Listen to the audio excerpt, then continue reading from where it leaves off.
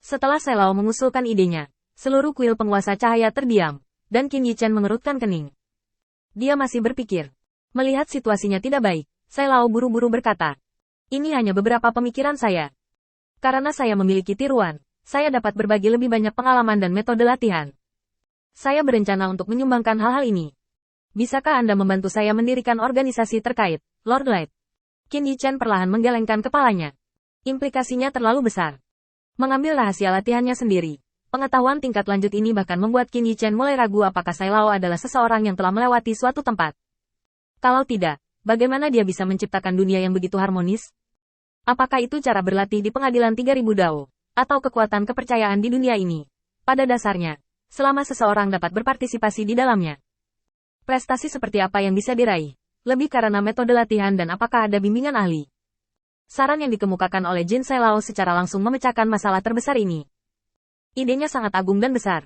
Selama hal ini dapat dilaksanakan, Qin Yichen yakin bahwa kuil penguasa cahaya akan memiliki modal untuk menantang Zeus. Tapi sekali lagi, itu terlalu sulit untuk dilakukan. Setelah ini selesai, itu akan mengguncang sumber daya dari semua pembangkit tenaga listrik yang sudah memiliki kekuatan.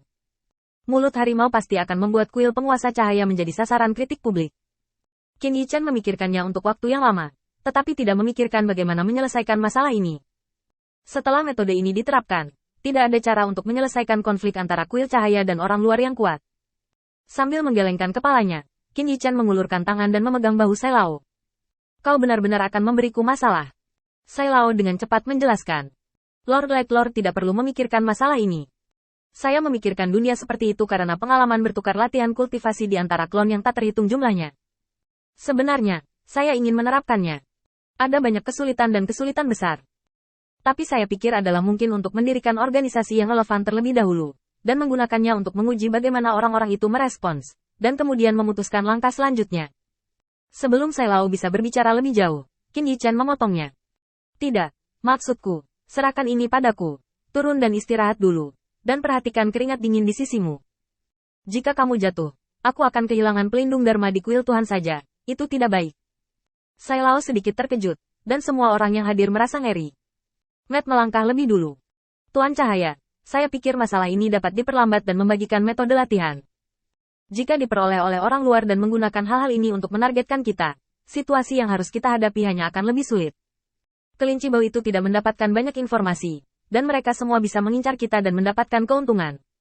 Jika orang lain datang ke sini, itu pasti akan lebih sulit. Ini setara dengan menunjukkan semua kartu kita." Qin Yichen sedikit mengangguk. "Kamu benar. Aku akan mempertimbangkan semua masalah ini." Sebelum orang-orang lainnya dapat berbicara, seorang percaya bergegas masuk. "Tuan Cahaya, ada seseorang di luar yang menyebut dirinya utusan Dewa Byron, yang menerobos garis pertahanan kami dan berkata dia ingin bertemu denganmu." Qin Yichen sedikit tercengang. "God Envoy Byron, bukankah orang ini orang yang ingin menggali lubang untuk dirinya sendiri? Apa yang dia lakukan di sini sekarang?" Qin Yichen mengerutkan kening. Saat ini, itu adalah sesuatu yang dapat diambil di atas panggung. Tetapi hanya saja dia meninggalkan kompetisi dan tidak memberikan wajah Mahkamah Agung. Byron itu datang ke sini. Satu-satunya tujuan adalah untuk memecahkan masalah ini. Jika pihak lain bukan Mahkamah Agung Tuhan, kekuatan organisasi, Qin Yichen dapat secara langsung bertemu.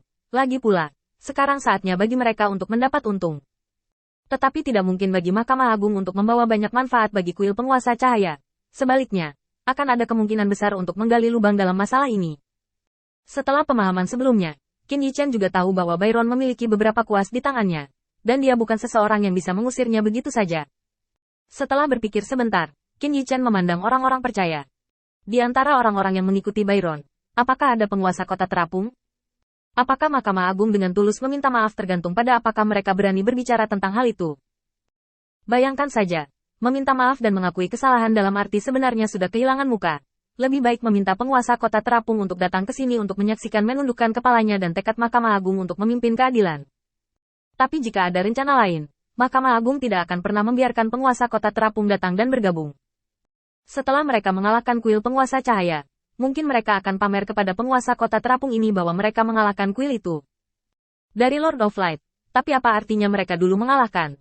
Maka secara alami tidak bisa berkata apa-apa lagi. Orang-orang percaya menutup mata mereka dan menghubungi orang-orang percaya yang telah bersama Byron selama 100 tahun sebelum berbicara dengan Qin Yichen. Tidak ada orang di kota terapung, hanya ada Dewa Byron dan beberapa dewa lainnya. Beginilah penampilan mereka dari meja rias. Qin Yichen bersenandung lembut dan melambaikan tangannya tiba-tiba. Katakan padanya aku tidak ada di sana. Kamu pergi dan buat alasan untuk itu. Semakin keterlaluan semakin baik. Yang terbaik adalah melihatnya dan tidak mempercayainya. Orang-orang percaya buru-buru setuju untuk pergi. Ketika orang-orang percaya pergi, Qin Yichen menginstruksikan Zhao Wuling. Di tempat asing di turnamen itu, aku tidak peduli denganmu lagi. Sekarang jika kamu membiarkan Byron melangkah lebih jauh, jangan salahkan aku karena menemukan beberapa gadis, bunga dan batu giok, untuk menghiburmu malam ini. Zhao Wuling dengan cepat setuju dan langsung berteleportasi. Qin Yichen berkata kepada Lin Bai setelah semuanya di sini diatur. Lin Bai, ikut aku. Beberapa hal terlalu lambat untuk aku rekam sendiri. Kamu bisa mencari bantuan untukku. Untuk sementara, di atas aula utama penguasa cahaya, hanya Li Yun, yang bertugas di sini hari ini, yang tersisa. Dia mengangkat bahu tak berdaya. Oke, aku tidak ikut bersenang-senang lagi. Di kedalaman kuil penguasa cahaya, di kediaman Qin Yichen dan Lin Bai duduk saling berhadapan dengan mata tertutup. Memang, menggunakan hal-hal yang sudah ada dalam kenyataan untuk menyebarkan pengalaman praktik dapat dicuri oleh orang lain, yang tidak baik untuk kuil penguasa cahaya. Tetapi menggunakan semua hal yang datang dengan candi utama, segala sesuatu yang bukan milik ruang, dapat sepenuhnya menghilangkan masalah ini. Hanya orang-orang percaya di kuil penguasa cahaya yang dapat memasukinya untuk belajar, dan tidak ada kemungkinan bagi orang lain untuk mencuri gurunya.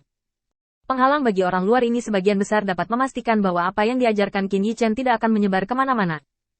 Lin Bai, tuliskan metode ujian untukku, dan aku akan menyederhanakan hal-hal di lautan pengetahuan umum ini.